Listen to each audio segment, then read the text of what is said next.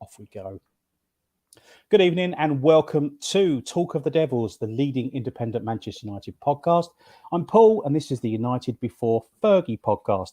Now, if you're watching this live on YouTube or on the social media platforms, Twitter, etc., please subscribe, leave a like, comment, etc., etc.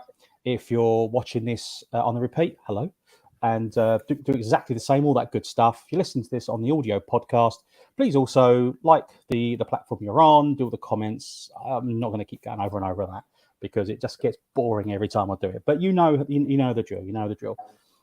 Before we get into it, I just wanted to acknowledge the sad passing of Trevor Francis early this morning, ex-Birmingham Nottingham Forest legend and a true giant of the English game.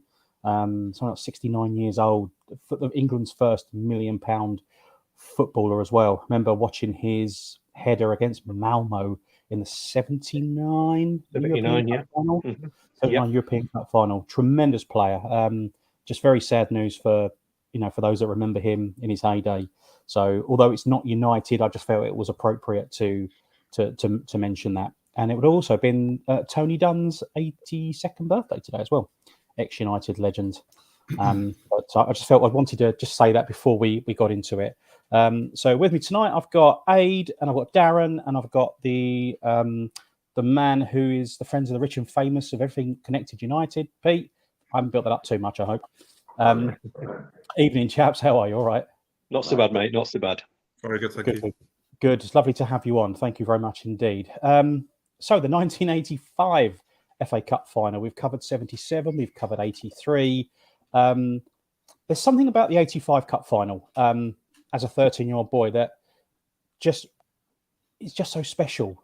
And 77 was special because it stopped that lot from winning a treble. 83 was a little bit more straightforward against a relegated Brighton. But the 85 one just seems to have a really special place in United fans' hearts.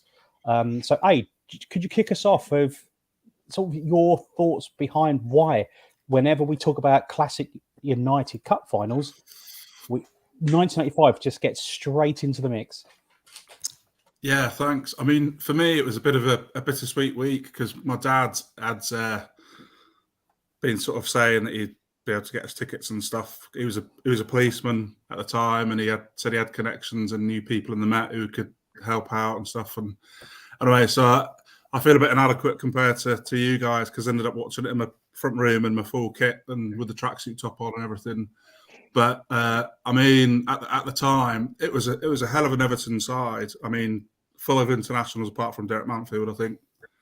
And they were going for their own kind of treble. And you look at the two teams, and they were incredible. And I think Everton of that time kind of get a little bit forgotten about because obviously Liverpool were dominating, and everyone talks about their European Cups and everything, and the big names, the big characters that they had. So for me, I just remember being incredibly nervous that day, and sitting in front of the TV from sort of early doors as you did, and then it just being this sort of incredible afternoon. Wasn't the best game from what I remember, first half, second half, but then obviously the sending off happened, but I just remember Whiteside and Robson still flooding forward and trying to score on the counter attack. We didn't sort of settle for a replay, and it was just like United flooding forward. Frank Staples ended up playing centre half. Mickey Duxbury came on, was a hero. One of those great utility players that we've always had, whether it's like Phil Neville, John O'Shea, real mainstay of the team, and Mark Hughes' sublime assist. And it was just one of those days I still remember sort of going outside onto my driveway and shouting and jumping up as a 10-year-old boy. A couple of other United fans in the street who had the full kits on and stuff, and just buzzing at school on Monday. It was just incredible, really vivid. And that kit as well, it's still one of my favourite kits. The little details on the shorts, the lettered writing and the pinstripes, and the badge in the middle and stuff. It was just football was different then, but it was just a great day. And cup final days were just brilliant. Oh, we've touched on this on previous podcasts that the FA Cup final was the highlight of your season. It didn't matter who was playing in the final. It was all about the build-up, wasn't it? The sort of it's a knockout special and the following the teams to Wembley in the and the helicopter and all that kind of stuff. Darren, your thoughts on why the 85 final just resonates so vividly and is such a loved final amongst United fans of a certain vintage? I think age just touched on everything I was about to say. I mean, I was 14, almost 15 at the time. And the only thing I would say is different to Aid. I wasn't nervous. As mad as this sounds, I was 14-year-old at the time. Man United could beat everybody. I didn't care who they were playing. It wasn't true, obviously, but, we were Man United. We were the biggest club in the world. We're going to win. And I was only looking back sort of afterwards how good a side that Everton team was. And a lot of people say it was the best club team you've ever seen in your life, apart from your own team. I've always got to give that Everton team a mention. But again, getting up early, I didn't manage to get to the game. So it was in the house, similar to Aid with me, that classic kit on. Didn't have the full kit on, though, just my shirt, and watched it with my dad, got all my mates round. And you mentioned 83. I didn't think 83 could be topped as a kid. It was even the Steve Foster jibes and stuff like that. I thought that was brilliant. 83 gives Steve Foster a bit of a bit of stick. And then 85 came round. I thought, right, so I got my cans out. I mean, 15. Darren, you can have a drink now. So I just remember as a 15-year-old kid sat there, and I thought, these players here, this Whiteside, your McGraths, your Hughes, there's no way we're going to lose this game. I don't care about Everton. There's no way we're going to lose this game. A lot of my friends were going. I was a bit gutted that we couldn't go, obviously, at the time. And I never, ever, even when we got down to 10 men, that spirit in that team, we weren't going to lose. We were never going to lose that game. And I just remember, like A mentioned there, the flashbacks, that pass by Hughes outside of the foot. But I remember Arthur Orbison jumping over, who was the assistant? I can't remember. That's it, yeah. And he just jumped on him, and he hugged each other. That's a sight that a lot of people forget. That still resonates with me, the joy. It was fab. And I say, looking back, it's probably the best FA Cup final win. When you look at the quality we're playing against, and I mean, the spirit of the team, it was in the stars who were going to win that game, and it'll just never be forgotten. Never be forgotten. Childhood there was memory. something about Big Ron as well, right? Considering I'd so wish that he'd won us a league one season, because the way he played. Was it 10 on the trot we won? Was it the season after we won 10 on the trot? Did Robson pull his hamstring or do his Achilles or something? It was a bad injury, isn't it? Yeah, just great memories. I still can't believe it's 38 years ago. Yes, it is 38 years ago. I know. Pete, same question to you. Really, is why do you think that 85 Cup final just makes older Reds go a little bit starry-eyed? Well, it's one of my most significant ones. I mean, the 77 one I was looking to go to as well as the 83. I was only 7 in 37. And that's probably got the most thingy, but the 85 I can remember more naturally. I was 15, 5 days after the semi-final win. And for a school kid, my mum and dad shouldn't have let me go really, but I went to every home game that year, 16 away, 2 semis and a final. And I wasn't 15 till the April, you know what I mean? And I remember that season, Everton had beat us 5-0 at Goodison. I was there, lots of trouble there that day. And after the game, we were all giving gestures. We had him in the League Cup the following Tuesday after the 5-0. We went 1-0 up and we lost 2-1 to Everton with Bogarty. John Gideon scored an own goal. And then we played him at Old Trafford around Easter time in the league. And we drew 1-1 and both teams missed a penalty. So really, Everton had beat us twice, took 4 points off us. So, and they were brilliant. They were a very, very good team. And if it wasn't for Heysel, they probably would have won the European Cup, right? And on the day of the game, we got tickets. So I bid to all the games of the tokens. I went with 2 lads, one who's sadly not here anymore, Gary Cavanagh and Paul Conway from Timperley, a couple of years older than me. And I used to live in Timperley and also moved to Old Trafford. But there was these coaches when you got to cup finals. Used to get them in local newsagents. They're like you get trips to the seaside and no one can book it in your local newsagent. Whenever you teams got to the cup final, for some reason they used to be able to get a coach for you, and it had like the standard coach price for a normal coach was £8 for a bog standard coach with no toilet, no curtains, and the executive coach in the shop window was £25. That was a lot of money in 1985. Yeah, it was. But I had this dream of being on a coach with tables, like a player's coach, right? So I persuaded the lad to book this coach, and he said, right, and I was getting on it at Stretford, and it was picking up in a few places. One of them was Timperley. So I'm queuing up for this coach, and these lads are there with a carrier bag with the sandwiches, cheap sandwiches. And this coach comes crackling along like some off Only Fools and Horses when it blew up, right? That old-fashioned coach. So I'm grinning a little bit smug, we're thinking, and these guys went to the front and they went, with the butties and the Asda bags, and they went, just the £8 one. No, this is the exec one. I went, what? So I got on this coach, looked a bit flummoxed, thinking, and it was going by a sale, and the coach company was from sale. I'm thinking, they're going to change the coach at the depot.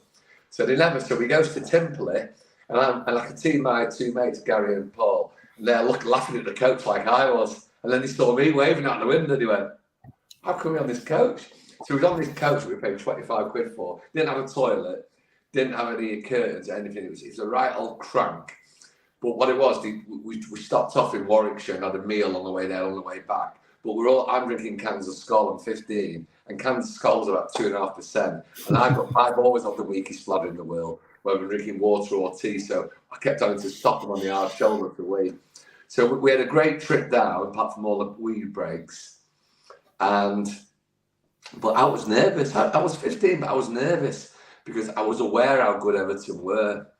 And loads of things in the atmosphere of the game. We're going to talk about the instant thingy, but one of the scariest things is, and it was the first time I'd ever heard United sing "We Love United, We Do," because think about it, every other team that sang that generic chant, it was a syllable before. They said, "We love you, City. We love you, Liverpool. We love you, Rovers." But you don't say, "We love you, United." You and me.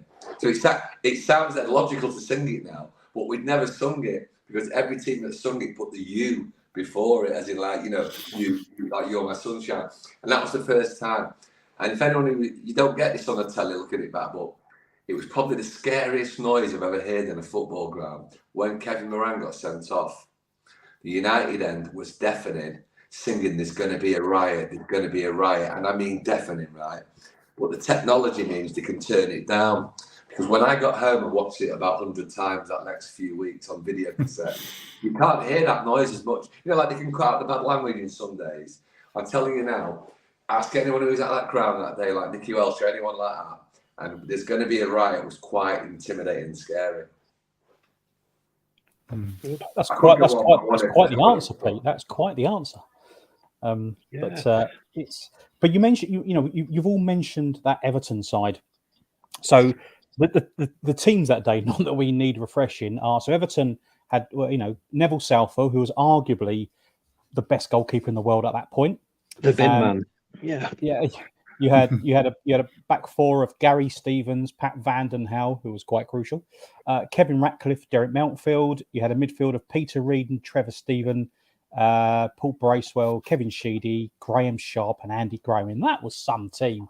That Everton side were, in my eyes, at that point were unstoppable. Is that no one was going to take them because they were just so good, and credit to Everton for that side and obviously Howard Kendall, the legendary Howard Kendall in charge. United that day lined up as Gary Bailey and a back four of John Gibman, Arthur Albiston, Paul McGrath, Kevin Moran. At a midfield, what a midfield this was. Norman Whiteside, Robbo, Gordon Strachan, Jesper Olsen, Sparky, and Frank Stapleton.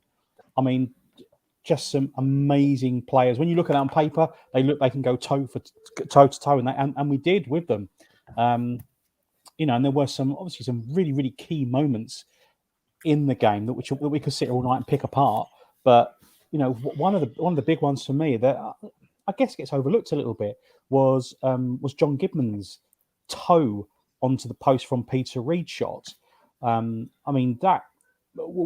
Could that have been one of the turning points in the game at that time? Had that gone in, who knows what would have happened? But I think it's just little moments like that seem to be forgotten in the context of that game as a whole. Yeah, going down to 10 men was obviously, was the crucial part of it. But, what other moments do you remember where it could have gone either way that actually it kind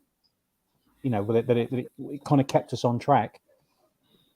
Are there any others that really spring to mind that maybe we've all forgotten about? We go, oh yeah, I remember that. Can I just point out, when we said about the cup final, we all watched it. One thing we've not mentioned, that you mentioned in the other episodes, but the cup final banners they used to make, right? Because when you just mentioned a player, then one of my favourite ever banners at Wembley was for United, and there was a banner in the United end that had Everton Vanden How, United win the cup. And I just thought it was fantastic. These other clubs, like when Tottenham played QPR, there was one with Curry gives Spurs the shits, right? There was a brilliant one in 1980 when West Ham played Arsenal with Hot Irons burn Arsenal's Willie, which is brilliant, right? But as far as United go, there's good ones in 77, I'll be looking at the gap. Well, that one, Everton Vanden How, United win the cup, was, to me, it's sheer genius. I don't know who did it. I hope it's someone's listeners, but that was one of my favourite ever banners, one of my memories.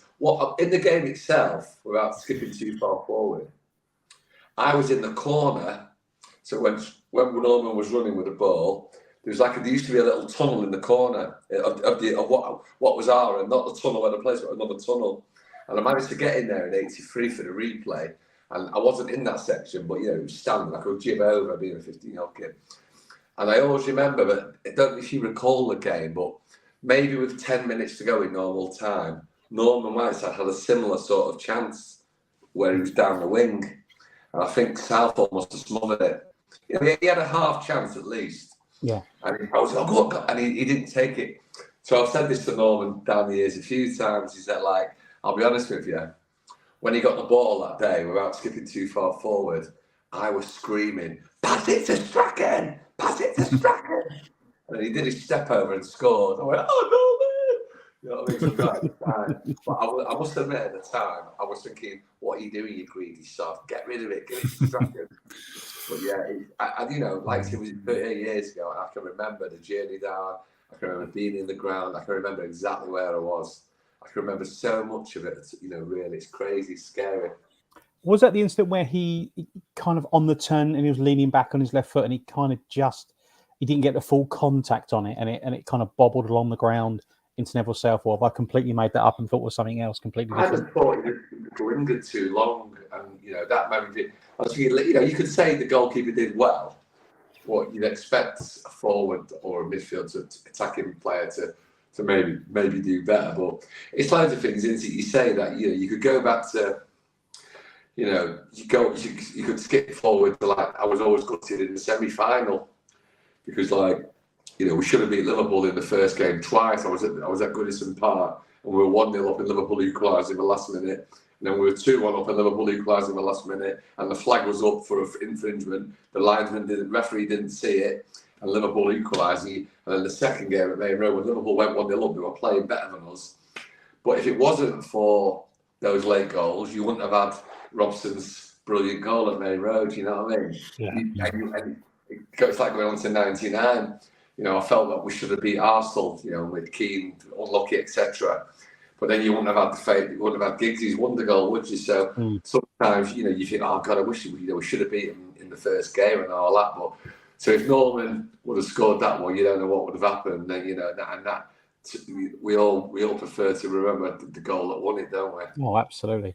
Darren, I just want to go back to something. I think it was you just pointed out the kit, and we haven't yet really touched on the other podcasts the classic kits that United have had over the years, and we're screaming out for Adidas to do something that of that ilk, because I'm not even going to start on the road on the latest kits, but still, you mentioned where, and I want to touch on this just for a minute. Where in the grand scheme of it does that kit sit in the top tier United kits, both home and aways? For me personally, the only one that would beat it, I like the 80. Was it the 83 one? And it was just white, black on the sleeves, pinstripe. I think Whiteside. Was it the kit we wore against Arsenal when Whiteside scored that belting volley past George Wood? in the 83 semi-final, right? Semi-final, yeah. I love that kit. I've actually got the replica one upstairs. Doesn't quite fit me anymore, surprisingly. And the other one was a 77 FA Cup. Just the plain red. I loved, but I'll say in the middle was the 85 FA Cup final one. I loved that kit. Absolutely loved it. Aid, where do you say that 85 kit sits? Yeah, I mean, sort of as a small boy, sort of really getting into United. I think the first shirt that my uncle Bill bought me he's from Shorten. He wasn't my uncle. He was a friend of my grandfather's, and it would have been the 82 or 83 season. So it would have been the home one of that cup semi-final that you mentioned before. So I mean, those sort of classic Adidas ones with like sharp electronics on, the sort of really clean looking ones, they're always iconic for me. And I mean, the 85 one, I actually really loved the away one, the white one with the black. With the black and for some reason, some unknown reason, I ended up with both home and away, but without sharp on it. They were proper Adidas shirts, but they didn't have sharp on the front. They were just plain sponsorless. No idea why. My dad just appeared with them one day, and So, I remember at the time it's like, oh, we're leaving Adidas, we're going to Umbro, and I was thinking, but then it's funny, isn't it? The ones that resonate when you're sort of young, I think they stick with you. But then I always get a bit nostalgic when I see the highlights on TV and stuff of those early 80s ones, and then obviously the 80s game. The big match comes on, and God, what a kit that was. Pete, was that up there for you as one of the top kits that United have had? Just to take that last point, it's funny really how commercial the game's gone, it was going, but of course United did. Everton and Liverpool had shirt sponsors before United did. But whenever we played on telly in those days, we were obviously only on so many games a season on television, you weren't allowed to wear the name of the sponsor. That's right. Everton had Happy, Liverpool had Crown, but you weren't allowed to wear sponsors, so it was quite bizarre really how it's gone full circle. But the 77 one is my favourite ever kit, the 77 home one, the cup final one, and the one between 77 and 79, the away one, the Jimmy Green off, I call it. Mm-hmm. They're my favourite kits. But the 85 one was the last time I bought a kit, actually buying it at the time, because I bought it at the start of the season, 84, it's summer 84, whatever. But at this stage, I think I was too cool because I was going United Road, so I started wearing a little pin badge and not wearing colours. So that was the last top I bought as an actual for wearing it. I mean, I bought one about 92, which was the one from the previous season, which we were getting rid of. I got it for about £10 in a sports shop in Manchester, which I just used to wear like in the summer or for like playing five-a-side. But obviously I've not bought any, but I've got quite a few of the replicas the last few years, and I've got them in the loft for Georgia when he's old. I've got some for him, but the 85 one, it's a great kit. It's a great nostalgic kit. It just makes me think of obviously those games I've mentioned already. I mentioned seeing Norman the first time at Highbury in February 85, and Norman scored a screecher into the North Bank of the white kit on the same one, the same period. And so it's very, I love all those. I love the periods of those kits. I do love them. I mean, just today, like Mrs. Boyle, Helen's walking around in the navy blue one from the sort of like from 87. And I haven't got one about United top of the house today because I don't generally wear them. Georgie and Bella have both got copies, obviously not from the club, the copies of these people we can get who buy them from wherever they get them. Like they've got the new United kit on. Helen's got the blue one, and I'm walking around just with an Eric quote on the top. So we're probably we're almost like full kit wanker family, aren't we? No, yesterday I put a tweet out, obviously promoting the podcast, and asked the followers on Twitter as well. I didn't do Facebook, just Twitter, for their experiences and their memories and their thoughts of this final. And I've had some absolute belters, and I'm going to read, and I want to read some of them out. I promised I'll try and get through as many as I possibly could So Paul Cambridge said, I think this was the game where I used a England versus Greece ticket stub to get in. Quite a lot of people used Shonky tickets by the sounds of it. Tony H said, I didn't go, watch the game in the living room, my future in-laws. Moran sent off, that's it, we're dead. Big Norm scored and I dived off the settee, rolled around kicking my legs and shouting with joy. My in-laws thought, what the F is our daughter marrying?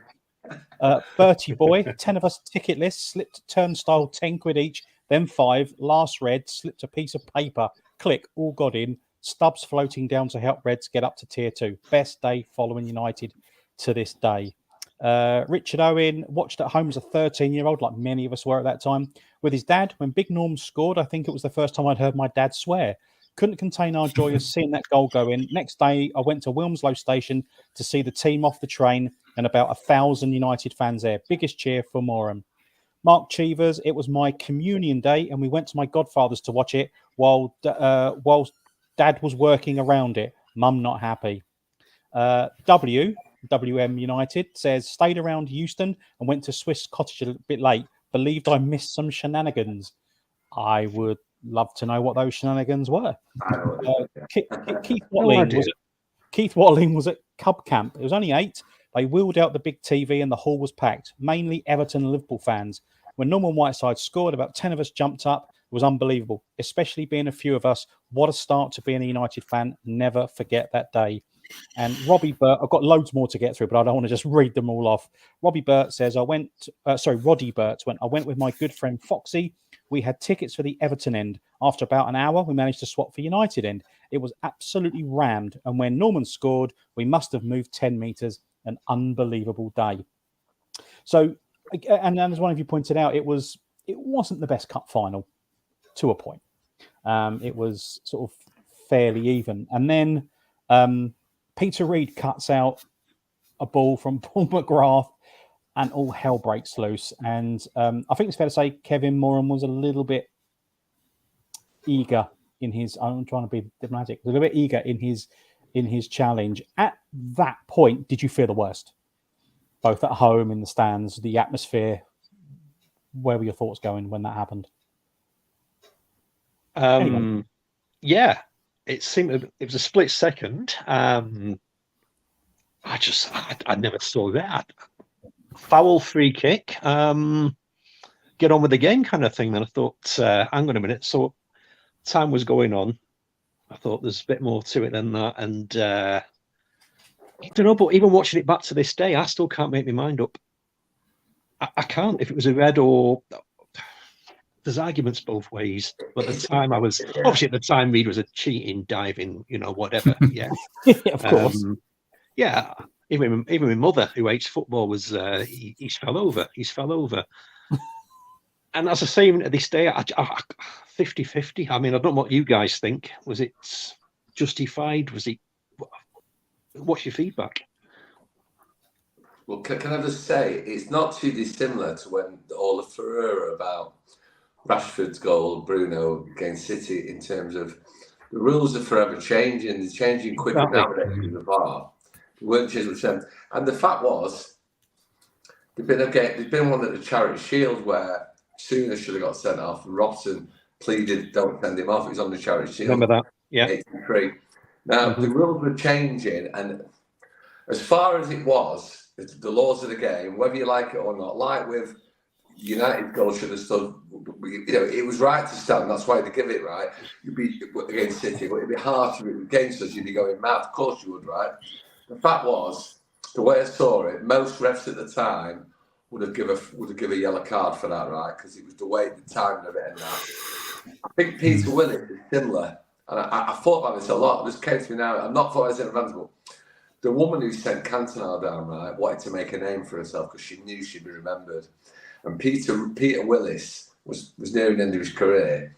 Yeah, it was his retirement game, wasn't it? Didn't he retire after that game? Yeah, it was his last game. Yeah. So he knew that he would think what he'd done was not technically wrong, but he knew that he'd make a name for himself. Like some of the other refs in recent years, they've tried to make it about themselves. And I think that but when people say about Peter Reid, If you look at Peter Reid, who actually went up pleading with Peter Willis. No, he did. Yes, he don't did. send him up. And that's again what respect you have. I've always thought like that. I thought, at the end of the day, so we can get the modern players who are, it was some of our own players in the past, and they're brandishing fake cards to get someone sent off, and they're making it. And in that day, you know, that could have significantly helped Everton on their quest to win the cup and win parts of a treble, not the treble, obviously. But Peter Reid was saying, no, don't send him off. So really, I think that in terms of the laws of the game, you could not say it wasn't. You'd say it was harsh, like a lot of split decisions. I think it's harsh the way recent years, if offside by your fingernail or your nose, you're going to get penalised. I think you should give the benefit of the doubt to the attacker, even if it's against you. But I think in the laws of the game, Peter Willis wasn't wrong, but I think it was harsh personally. You know, I think he was out to make a name for himself. But when you talk about the guys who had tickets in the Everton end, Everton fan Scally, there's a hooligan book called Scally, and even he expected it. He said when United used to get to the cup final, London, which United took over London. I mean, all the jokes about Cotton, but we took over London, and in 77 and 83, all the finals, 76, whenever United used to have the big end, as I called it, where Whiteside scored. But we always used to have fans in the opposite end. And when running around the cup at the end of the game, they ran around the United end and they were going round to the players' tunnel. And then Gordon Strachan goes like that. And he goes back round past the tunnel to the Everton bottom terrace, because that was full of United. That just shows you how many fans we used to take everywhere. So, Pete, was it red or yellow then? Come on. It was yellow. It was. Yellow. I was going to say it was probably yellow. And Peter Reid has gone on record to say that he thought it was a very harsh decision. You know, was the referee looking for his 15 minutes of fame at the end of his career? But ultimately, it turned the game in United's favour, and because Ron had to reshuffle his pack a little bit, put Frank Stapleton at centre half. And he made a very fine centre half, I have to say. Well, going back to sending off, I was talking with, I'm going to name drop now, when I met Robbo. They say never meet your heroes, but absolutely do meet your heroes. It's always worth it. And I said to him, what was you saying to Peter Willis? And he said, you probably don't want to know what I was saying to him at that point. I suspect there was a few expletives. I would imagine there was. And as young kids, you obviously want F and Jeff at the TV, but you're probably going to get a belt from your dad. When you think about what Bruce Grobbler did on Gordon McQueen 2 years earlier. Yes, I was going to say it's exactly the same thing. He's saying, look, it was really bad. And that took inconsistencies, really. The fact is, Grobbler should have been punished at least equally to what Moran was, and I think Grobbler's was far worse, personally. Yeah, well, as you were talking about it just a minute ago, Pete, I'm thinking, well, Grobbler's challenge on Gordon McQueen was far worse a couple of years, and he got away with it. But obviously, in the modern game, you'd be banged up in jail for assault for something like that, because it's completely out of the rules. But it was a tough game. It was a tough physical game back then, and I guess that's why the game is loved. Why we look so fondly on the 70s and the 80s times when it was a physical game and you could get a boot in and get stuck in, and no diving around, and no, like you said, Pete, no throwing the fake cards around and all that kind of stuff. So United had to reshuffle their pack somewhat to allow for, and it was a big loss, Kevin Moore. And I know he probably lost more blood playing for United than he ever did doing anything else. But Frank Stapleton stepped up and made quite a decent centre half, as it turns out, with Paul McGrath. Why do you think, chaps, that the sending off changed the complete course of the game, and why do you think that played into our hands somewhat? It galvanises you, doesn't it? If you've got an unjust decision that's gone against you in your eyes, you've got 10 men who then just go that one step even further. We've had this unjust decision. There's no way we're going to lose this game. It was such an unusual thing to happen in a cup final as well, wasn't it? So it's kind of like you either pull together or you go into your shell. But You've got to give Big Ron credit. Yeah. I think Big Ron just said straight away to Mick Brown. He said apparently, because I did a gig with Big Ron a year ago, and I've spoken to him about it. I've heard him say it in the past. And really, a bit of cliche. It doesn't always work, but a lot of teams do get, you said, they get a bit of injustice, to get galvanised, but as you said quite rightly. And I think they just felt this game was there. Everton, to be fair, brilliant as they were, and remember they'd already played. I think they'd already played the Cup Winners' Cup, but they weren't coming up. They'd already won the Cup Winners' Cup, so they were knackered. They played in the week. Squads weren't what they were nowadays, so they were a great team, and they did have a tiring midweek game. They've had a great season. Admittedly, they won the league with a few games to go, so I think they lost a couple of league games at the end against Luton and someone else off there because they'd already won the league. But they were a brilliant team, and it just galvanised them. I think maybe. We might not have won it had it been 11 men, as daft as it sounds. Yeah, it's daft as it sounds, yeah. It was so tense, it was so thingy, and you couldn't really see a breakthrough as much. But then I actually thought that one chance we had with Norman in normal time was our one chance. Oh God, that was it now. You're only going to get one chance.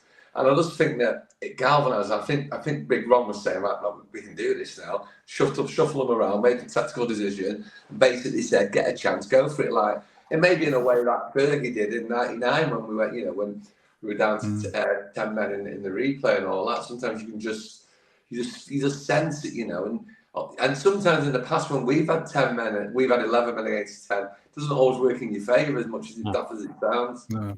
Yeah, I mean, Sparky was great at holding the ball up anyway, but it gave him a bit more space. I mean, the assist for the goal, he came really quite deep, sort of in between the back four and the midfield, and he had all that space, and he turned, and that pass, it was like Veron-esque. Even before Veron was knocking around, it was just so laconic. It was just pinged it through, but we had Whiteside and Robson just galloping forward into space because they had such engines, and it was just like that will to win. It's like we want it more than you, and yeah, we never set back, did we? We went for it, and that was the Sometimes I was thinking we've only got 10 men here. Sometimes you forget the attitude, everything. We were going to win that game. We didn't want to replay. We were going to win that game. That's the attitude I got. And they had a good spirit though, that side. I mean, it's well did. Everyone fought for each other, didn't they? Yeah, it's well documented that they liked a beer and stuff. But they went on holiday together, didn't they? And they found out when they were away. I can't remember where it was they were, but they found out that the FA had the hearing and that Moran would get his medal because he wasn't allowed to go up to collect his medal, was he? No. And then so they went away, and he said, oh, when he heard, apparently he said, oh, I'm going to buy the lads a drink or something. I can't remember where they were. Probably the Caribbean or something, knowing Big Ron. But they had the homecoming the next day. Because we went to Manchester Albert Square. I'm sure the Lord Mayor or something jumped on the bandwagon at Manchester and said something we've demanded that he gets his medal and everyone cheered. I was on a cracking line in Albert Square, as you did But no, it's going back to what I said before, I was a bit nervous for the game, but I've always been, and there's no logic to what I'm going to say now, but I've always been a firm believer that nobody's going to beat you 3 times in a season, mate. And they beat us twice. And I felt the same in '94 because Chelsea beat us home and away, Gavin Peacock each game. And in that first half in '94, Chelsea should have been winning, as you recall. But I just thought we're not going to lose. We're not going to lose to Chelsea 3 times in a year.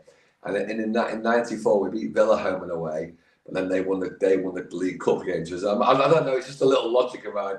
I always think you're not going to lose to a team or beat a team 3 times. And maybe I didn't think that when Kevin got sent off, but it turned out well in the end, didn't it? What it's worth considering, what's worth considering, I guess, is that Everton were holders of the FA Cup anyway because they'd beaten Watford the year before. Yeah. Remember Andy Gray's challenge on Steve Sherwood? Was it a goal? Wasn't it a goal? It was a goal. Yeah. And you only had one substitute in those days. You didn't have 5 or 6 subs, or that you're allowed. You've got a bigger squad, and you can reshuffle your team and then make tactical substitutions. You had a single sub, so Mick Duxbury was United sub on that day. So it really was kind of backs to the wall a little bit. But like you say, it played into United's hands, where the efforts, and when you've got a Robson in midfield anyway, you're going to win. That's just fact. People can argue that. That's fact.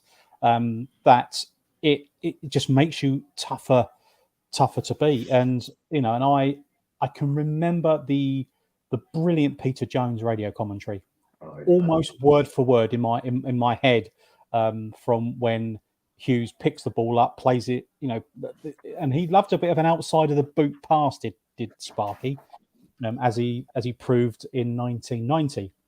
But you know, as a I was 13 at the time, and it was my initial thought was, oh, well, that's it.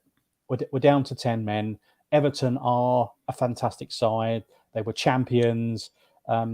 This is going to take something of monumental effort. But over the years has gone on, and you read more and more stuff about it.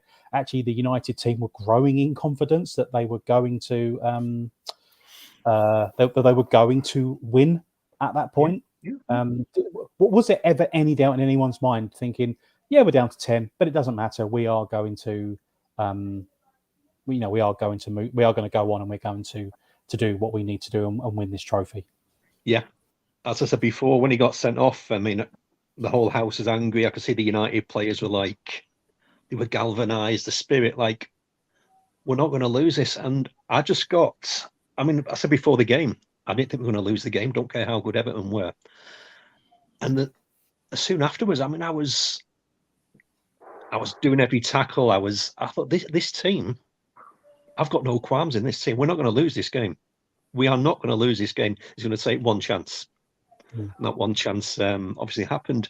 I just remember sort of backtracking a little bit. So Kevin had just got sent off, and I was thinking, if Frank Stapleton has stopped him, what would he have done to that referee? Yeah. What would he have done to him? Yeah. He was, he'd gone, hadn't he? He had gone. So I was still, up a height with that. But no, just to go back to the point about the game itself.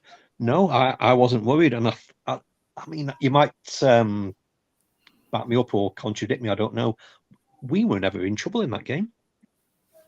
I don't think we were ever in trouble. We never had backs to the wall. We were never camped in our own half. We gave as good as we got. So, yeah, to answer your question, I think you're right. It was a bit like the 96 final. People keep always pointing saying it was a really good game. I love watching the 96 final. Because of the nature of the way everything. I just thought we were never in danger. I thought it wasn't a great end-to-end. But I just felt in 1985, if Everton clicked like they had done that season, they could still punish us even near the end. Whereas in 96, we very much shut Liverpool down. We could give them very little chance. Yeah, we didn't get many opportunities either. We had a few half chances. But 85, I think Everton were a better team of the era than Liverpool were against us in 96. We were the top team in 96. Liverpool could have caused an upset. In 85, we were pretty even, but Everton were a very, very good team. And I just felt a bit nervous about it. I'm not doubting what you said. We weren't clearing them off the line, generally speaking. It wasn't like we were like, the Alamo at us, but I always felt if Everton really clicked, then they could still do us, I think I had me 2 cans of Breaker or whatever I was drinking down my neck at the time. So I was like, this invincibility is from me going off into the team. Me and my dad were like giving it the fist. My mum was joining in as well still. I remember it. I remember it to this day. I mean, what happened last week, I couldn't tell you, but I remember sitting in that room and I was never in doubt that we wouldn't lose that game. The spirit, everything was just a monumental day. It really was. Never in doubt, and that's not being pig-headed or looking back saying I was right. I just trusted them guys. A few months later, I had a poem. I wrote a poem, as you do. We all do, and I wrote a poem to the Manchester Evening News, and it got published about the whole cup final. Then years later, when I first got to meet Whiteside, I'd see him in the ambulance, and I'd follow him into the toilet like a right weirdo and start singing, doing lines from the poem. He's like, now he knows me, he knows I'm weird. But at the time, he's trying to win, and I'm going, the ref stormed over, angry maybe, but sending Kev off was far too mean. Kev walked off in tears, so sad. We all knew his foul wasn't that bad, and no one's like that. Trying to have a wee, like, what's going on here? Published in the paper. Brilliant. Picture of me with the brakes on that hat in the paper, and the flag, you know what I mean? 1985. God. I mean, it was the other thing I forgot to mention is my mum's actually a Scouser. My mum's from Toxteth. Oh, brilliant. Great, isn't it? Yeah. And even she was like, bloody cheating Scousers when Peter Reid. I was like, Mum, tremendous, get on down, Mum. Yeah, bloody Scousers. Come on, United. Yeah. I kind of keep that pretty quiet, like your mum's from Toxteth. It's not the kind of thing you want to sort of shout from the rooftops. I've got to get this last bit in, right, because he could have not mentioned this, what happened at the end, right? After all the game, the celebrations, if you remember the coach park at Wembley, you used to have to wait about 2 hours to get out. There was no organisation. It was worse than Old Trafford coming out of match day. And we're in the coach park, and they used to have one for United, one for the other team. And it was all mixed in. So we were gesturing to all the Everton coaches and all that. And we're all drinking our cans of Skull, and I need a wee as usual. And we're like that. And every now and again, there'd be a United coach who'd come past us, and we'd go, hey! And then there'd be an Everton coach, and all that, and doing that. Anyway, we're there about an hour and a half. And this coach just suddenly comes to the side of us, and it was the Everton team coach, right next to ours, right? So we're all like this with our cans. I can still see it to this day. Howard Kendall, well done. Every Everton player was looking quite tired, and everyone applauding us in the nicest way, apart from one. Graham Sharp goes like this. And to this day, the coach nearly tipped over and laughed at he was annoyed, right? And to be fair, I respect him for what he did. He was having it at all. He gave us the 5 and the middle finger. And that was just one of the perfect ends to the day, you know what I mean? But Howard Kendall, what a gentleman. I met him, he was like, what a nice guy. Yeah. Brilliant.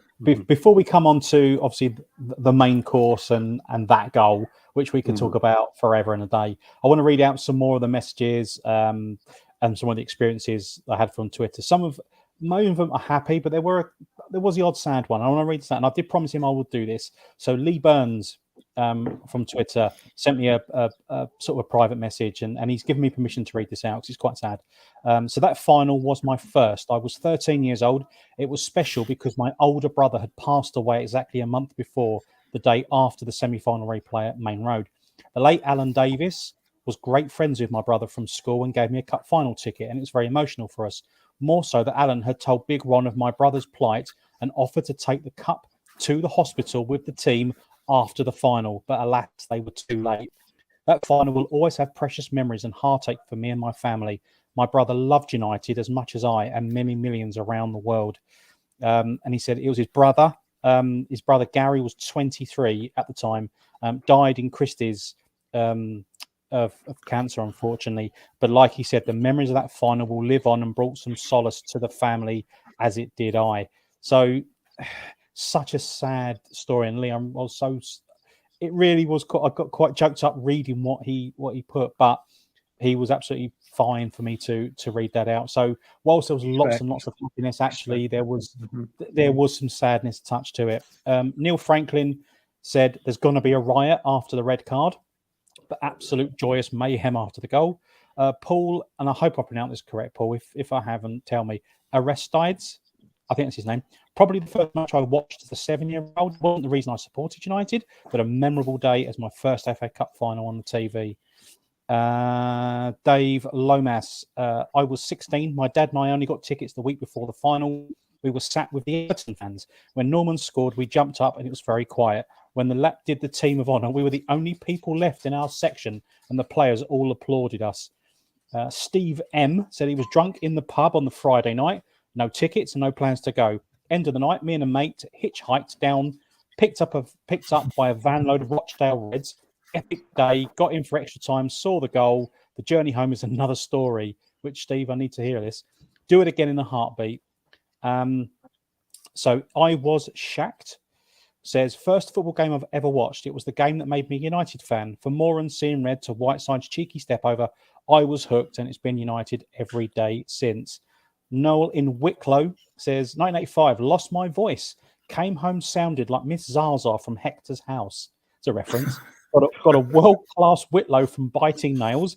Had to go to Q&E in Birmingham to get it lanced. So the lance in the boil. The relief. Worth all the pain and suffering. Great day. Chris Hollis went with his nephew after winning tickets to his local football club. See, how do people remember stuff like this from 38 years ago? No idea what we did yesterday, but 38 years ago, it's as clear as crystal. I went with my nephew after winning tickets to my local football club. Only trouble was it was in the Everton end, and after discovering our scarves, I thought it would be okay. Then Big Norm curled that shot home, and we gave ourselves away. Survived it. Just.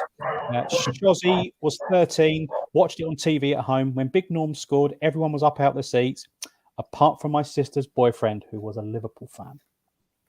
So, you know, the 85 cup final, for everything from the sending off to, you know, John Gidman's tap onto the post to all those other incidents went on. You can't. It always comes around to the cherry on the on top, which was Big Norman's goal. I mean, and it's in my top 3 favourite FA Cup final goals of all time. The other 2, just for the record, are Butch Wilkins in the '83 game, the left foot curler, and a non-United goal, which was Ricky Villa in 1981, when he kind of slalomed his way through the Man City defence and popped it in. But what, in any era, what a goal to win an FA Cup final. What was it like, guys, at home on the terraces, Pete, when did you ever think he's never going to bury it from here? And then he just does that little step over, and then next minute, it's in the back of the net, and away we go. I thought at the time he's got it on the wing there. Just go for the corner. Go for the corner. You've got nothing on. You're surrounded by Everton players. Get the corner, and then we'll score from the corner. We'll get set piece. What are you doing? What are you doing? Strachan goes on the outside. Give it to Strachan. And then the commentator, what did he say? Was it he's got Strachan outside? There's no one in the middle. That's all he's got, or something like that. Yeah, was it Brian Moore? Yeah, I just remember that's all he's got. And he took this shot, and it hit the back of the net. And I froze. I knew it was a goal. And the roar went up, and my house went mad. And I actually burst out crying. I think it's probably one of the few times that I'd cried. 15-year-old lad, probably had about 3 cans of Breaker by then, so a bit more alcohol in me. The house went up, and then someone, I can't remember, one of my mates said, "Has he disallowed it?" I was like, "What?" Obviously, no VAR back then, disallowed for what? No. He says, "I thought I saw that there's a flag raised." It was just carnage. So Buffy over the floor, there was cans all over the floor, bodies everywhere. It was great, and it's definitely in my top 5 goals. The occasion, not just the goal itself, the occasion as well, what we were up against. The goalkeeper was scored past. Neville Southall, one of the best keepers that's ever played the game. Yeah, and a very abrasive fullback in Pat Van Den Hauwe as well. He took no prisoners. He's put that little run by Strachan. Yeah, just clever. At the time you don't realise it, it's just about the goal, but that little run just opened things up. But you see the replays, and I still think it's going wide. Even at this day, it's going wide. I've seen it that many times, and then just euphoria, absolute euphoria. And I must admit, how long before the end of the game was it? Did we have long to go after that? Was it about 11 minutes? It wasn't that far, was it? No, it wasn't. It was a 109th minute, 110th minute, something like that. But I remember 10 minutes. Then we'll call it. Yeah, it seemed like 10 months. Just the longest 10 minutes ever. So my confidence of, even though we were down to 10 men, we weren't going to lose. Now we'd scored. Shit, we're going to lose now. My mood had just changed, and that 10 minutes just went. It just dragged and dragged and dragged. But yeah, I'm with you, Paul. Top 3 or top 5 goals. Not just, as I say, not just for the quality of the goal, just the occasion, the whole emotion. If that had been the World Cup final, it would have been the greatest goal ever scored in a World Cup final. For me, it's and having spoken with Norman about it as well, he meant it. He deliberately used it. He used Van Den Hauwe as a shield to make sure that Neville couldn't see what he was going to do with it. And he said he practiced it so many times in training that it was just there for him to take it. And you're right about Strachan, when he makes that little run off, draws the defender across, makes the gap, Clever. and then he's just popped it in the corner. But the pass from Sparky was just outstanding. He dropped about 15 yards. I think Aid mentioned it before. He dropped back into his own half and just looked up and Norman's on record saying he was dead in his feet. He said, "I was just running on wheels at that time." But like I said, the will. If you watch replays of it now, I'm pretty sure Sparky had his no shin pads on, or Frank didn't. Yeah. For the game, and you get pulled up for it now and say it was reckless now. But in some ways, you look like they were finished. But the pass was such a typical. Mark Hughes, like Norman, was a player for the big game. We think maybe the reason we didn't win the league because we didn't really have an out-and-out 20-goal striker. But you wouldn't swap those times for anything. They were both brilliant. what you wanted them to see, when you had a fight on the pitch, you needed them there. But for me, I still prefer the old Wembley for all the people saying about, oh, it's great now, it's better view, it's better. What I moved to a new stadium all the time.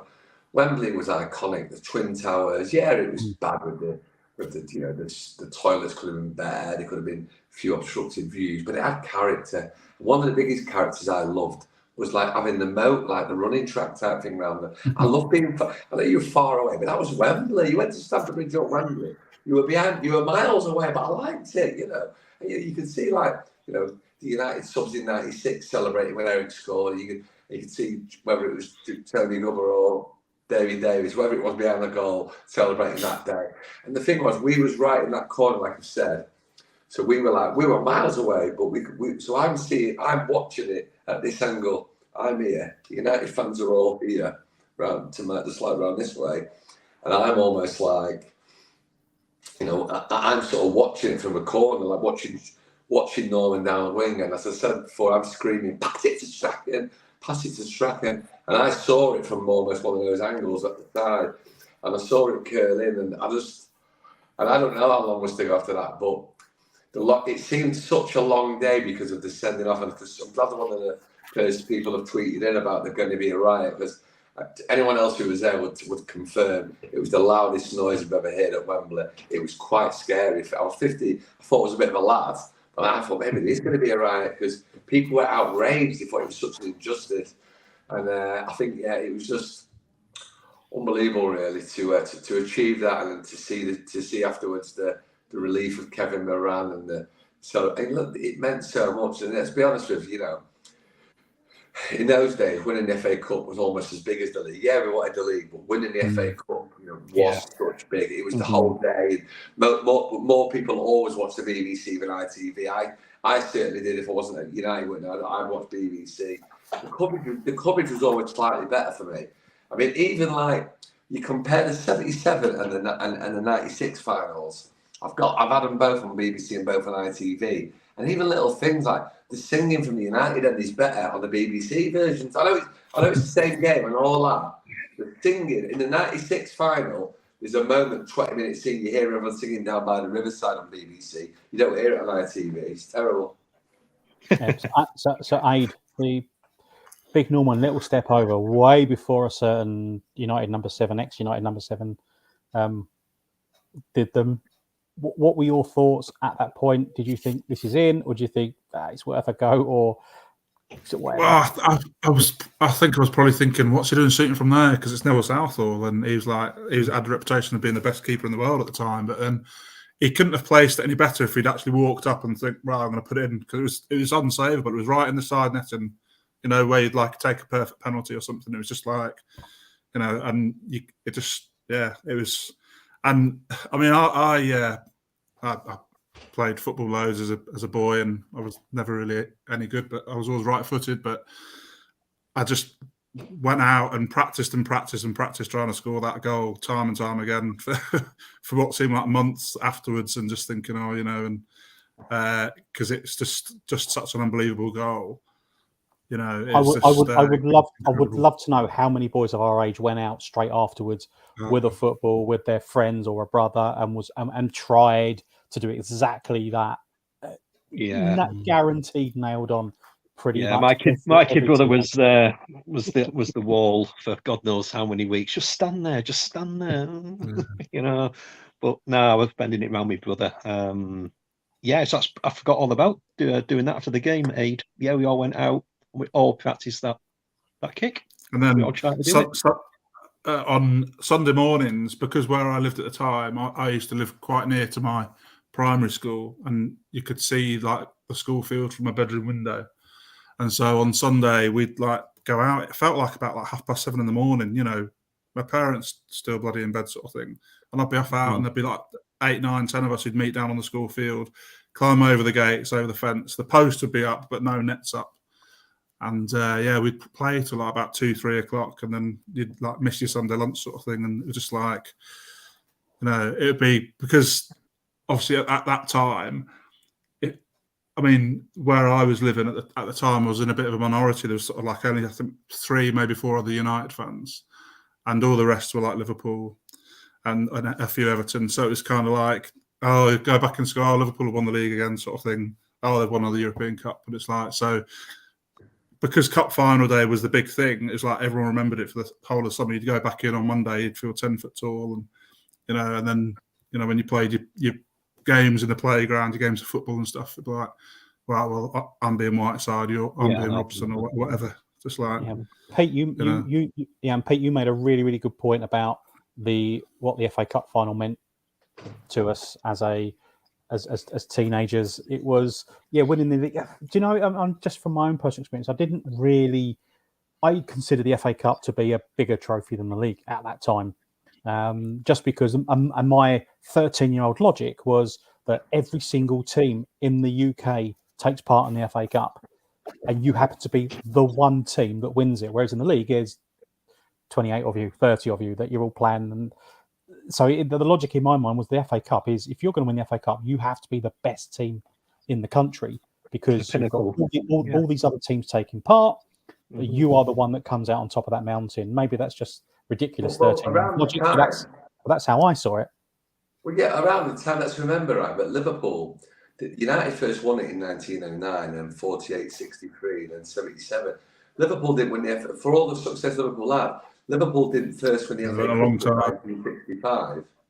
And then they won it again in 74. And they'd only won it twice until they had the couple in the 80s. And, a lot of Chelsea won it, I think, I'd won it once in 1970 until they won it, like in the sort of like the last 25 years, and they probably will learn. And it was Tottenham who had the record for years. Tottenham and United who kept overtaking each other. I think when Tottenham last won it in the night, they made it like 7 they'd won, and that was a record. I think United eventually overtook them and that, and then Arsenal got the most now. But it was the big thing, the FA Cup. I mean, it goes back as say 1976, because United had got to the final. We lost 3 league games in April after we won the semi, and we came 3rd in the league. Liverpool won it from QPR by 1 point. We were 4 points off the league, and we lost to Ipswich, Leicester, and bloody Stoke at home, 2 aways at home. So that was 6 points in the old 2 points win. We could have won a double in 1976, but everyone was concentrating on going to the FA Cup and getting the suit and all that. That's how big the FA Cup was. You can't underestimate it. And a bloody offside goal. Yeah. It's the FA Cup's belittled, isn't it? The people playing weakened teams, and there's, and the magic of the FA Cup will always resonate with me. Always be a massive part. But it kept us as a big club all those years. We went 26 years without the league title. When the European Cup, we got relegated, and it wasn't for those FA Cups in the 70s and 80s until Fergie's years of dominance. Eventually, we were still be the biggest club, but. The significance of the club, it kept us on the map in terms of glamour and trophy. Of course it did. Couldn't agree with you more. Yeah. Now, I've got a few more comments I want to read out, chaps, because there were so many I want to read through, and I did say I would try to. The Rock, I don't think it's the actual Rock, but a chap called The Rock, said his mum and brother had 2 seats next to them that were empty at kickoff time. Then they were approached by George Michael and Andrew Ridgeley, and they sat in them. They said they were both very big United fans. Andrew Ridgeley definitely was. Well, he used to have the United shorts in the video. I don't know about George Michael right now. Mark Weaver, who's a City fan, said early on the morning of the final, I was told Turnstile B was to be pay on the gate between 2 and 2:30, and this turned out to be true. The police arrested the operators and charged them all. I reckon over 1,000 got in, though. Paul Holmes said him and his dad had tickets on halfway line to the great view of Norman's goal. We had a laugh at all the lads paying cash at the turnstiles getting in. Dave Dean was at Wembley when Moran was sent off. We were singing "There's Gonna Be a Riot." It felt like the stadium was vibrating. I've never felt such venom at a game. Oh, the injustice. Tim Powell said he travelled up with his branch, with the Swansea branch, without a ticket, got into the ground by half-1 with the worst snide you could imagine, but the best fiver he'd ever spent, and a bottle of vodka down my strides, where I parted like it was 1999. Still one of my best days as a Red. Simon says, and we'll go back to Norman's goal. He asked Big Norman about that goal, and he said that he had visioned it the night before. He said he saw it curling in from the right-hand angle. As soon as he got the ball, he knew he was going to score. It was a moment of pure, absolute joy to watch. Leia was standing with her dad and a mate. They were right in line to see Norman's shot that was going in before it even hit the net. Complete bedlam ensued. I always think about my dad when I watch the game or a goal. Remember it as one of the best moments we ever had. A couple more now. Martin Green said, me and my brother had tickets in the United end behind the goal. Watched Big Norm's shot all the way into the net. Took our dad with us. Managed to get him a ticket in the main stand off a tout at face value an hour before kickoff. And then Mike, Tall or Nothing, said, what a day. I was in the ground as soon as the doors opened. It seemed an eternity until kickoff. Very cagey first half. Gibman's brilliant effort, deflected Reed shot onto the post. Big Kev's sending off changed the dynamic. Frank at centre half was man of the match. I think it's very difficult to disagree with that, because then, you know, him coming in and into that role did change the game entirely. But it'll always be remembered for, one of the best goals ever to win an FA Cup. Taking into account down to 10 men, extra time. Everton were champions. They were holders from the previous year. It just the stars all aligned, I think, on that day. And I don't think that FA Cup that cup final particularly will ever not be talked about when it comes to talking about the great United FA Cup finals down the years. Honestly, if you put Norman Whiteside's name into Twitter for the GIFs, the goal comes up. It's the only one you can get. You just put it into Twitter. You want to add a GIF, put Norman Whiteside in, and it shows him scoring and running to the corner. Not that I've done it every other day with me. Of course not. And I just want to finish on one message from Nicky Welsh, who, as many of us know, was a youth team player at United. He sent me a photo of a couple of his friends standing on the roof of Wembley watching the game, if you remember that rightly. He said, the photo that he sent me was of his mate Neil Riley. He got up on the roof with his brother Pat pre-match, quite drunk, really, and they had a bet who could get closest to the edge. I used to go to the match with them, but that day I was guest of United and Big Ron. He had put all the youth team and reserves in the Van Gill Cup final suits with red tie. Whilst my pals, the Rileys, are on the roof, I'm busy with a few of my teammates getting a future FA Cup goal scorer at United, Lee Martin, settled under the concrete steps of the main stands. Free drinks on the United club train down, and we all made the most of it. Lee was steamboats, couldn't walk, and virtually asleep, stuck on smile. We had a route to go down and check on him every 10 to 15 minutes. In an extra time, my good mate, Mr. Whiteside, did what he often tried in training, hiding behind the defender so the keeper can't see his intentions, and whip, he lets loose, and it's too late for keeper to react. What a finish. Neville Southall, arguably the best goalkeeper in the world at that time as well. Great story. Honestly, some of the stories, and there was one about Tony Gubber falling on his arse after Norman's goal winning, but we don't know if it's Tony Gubber or if it was David Davis. But it's a brilliant story, and I love those individual memories, whether they're sad, whether they're happy, or whether they're just a drunken haze of what people remember. Guys, we are coming to a close. Honestly, I could, and I'll say it's every single podcast, I could rattle on about this for hours. But I know, Pete, you're away off in your hollybobs tomorrow, so probably want to get some sleep and all that. But guys, could you sum up? I said hollybobs, didn't I? That's really bad. Yeah. Sorry, I can't edit this out. Hollybobs, Jesus Christ! Sound like one of the kids. Down with the kids, right? So, guys, I'm gonna. If you could individually sum up what the '85 FA Cup final meant to you as a kid then, and as a kid now. Let's be honest. So, go on, Aid. Can I come to you first? Oh God, on the spot. It was a magic memory, that's for sure. And it just seems like one of those golden days that you sort of every so often, when I'm working at home on the laptop and my mind drifts off and I think about it. And it's one of those when I'm with my son at Old Trafford and stuff, and we're watching on TV and you try to explain about past players or past wins. It's one that I always sort of like bookmark and try to go back to. That's sort of how important it is. And I still sort of get a bit sad and nostalgic when I think about when Whiteside left, because him and Robson were just my two idols growing up. So yeah, those two will just be massive, massive characters and figures in my life for forevermore, I think, no doubt about it. Great. Pete, in the dark? Oh yeah, well, like I said before, it was one of the most complete seasons for my age, and it was when I came up. I've been to watch United around the country. It was actually like I've been in '77, luckily at age 7 and '83. They're great memories. I could talk about them all night as well. But first time it was my second cup final on me with my mates really. So one of them, Gary Cavanagh, sadly no longer here. He died of an illness a few years ago. And I often think of that final, I think of him and the lads and the funny coach trip there and back, and we kept stopping and for toilets on the way back, and just in the end I think I was scared to get off the coach, so I might have done a little wee in the back seat. I'm not proud of that, right? Not the first time. But my goodbye memory of it really is the fact that United have I thought we were going to go one step further, win the league, and it would have been really Norman Whiteside and Jimmy Green are for two players from my growing up who deserved a title medal. I really do believe that. The word legend is banded about too often. And the biggest compliment is I've got two cats in this house. I've got Brian Robson and Norman Whiteside. What does that say? Brilliant. And finally, Darren.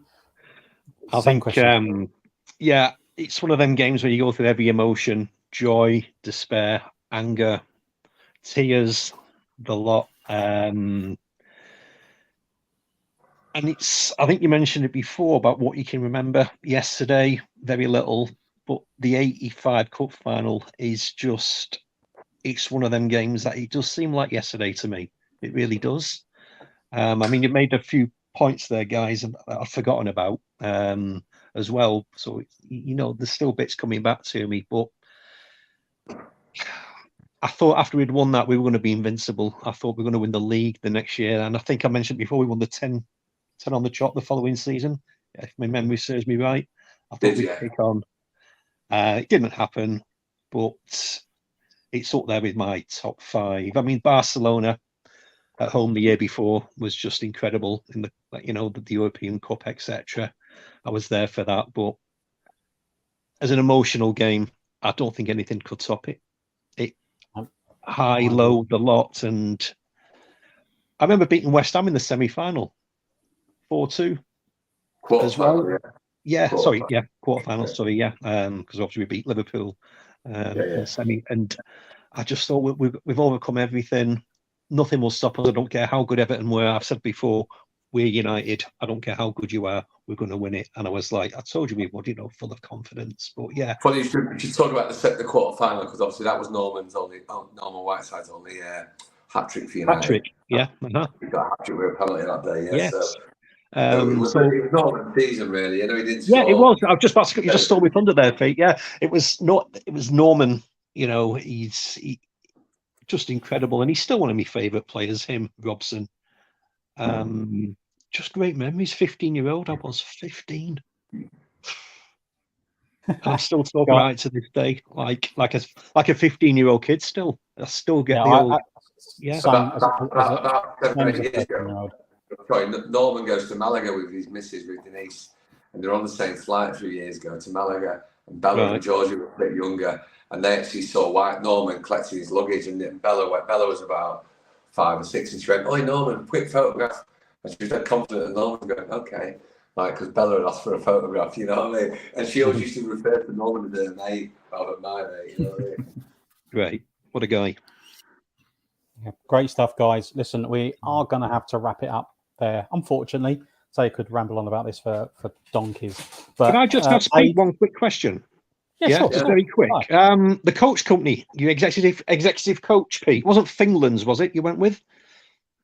No, it was Elite Sale, but it was booked through. They were based in Sale, and it was booked through the local news agents, and it certainly was not an executive coach, I can assure you. No, Fingland's. Life on Mars would be too old for that. Yeah, Fingland's was. I went with them on an executive one to Everton once, and it wasn't executive. No. Nice one. Cheers, guys. Aid, Pete, Darren, thank you so much for coming on this evening. It's been an absolute pleasure having you on. Yeah, Pete, you disappeared into the ether.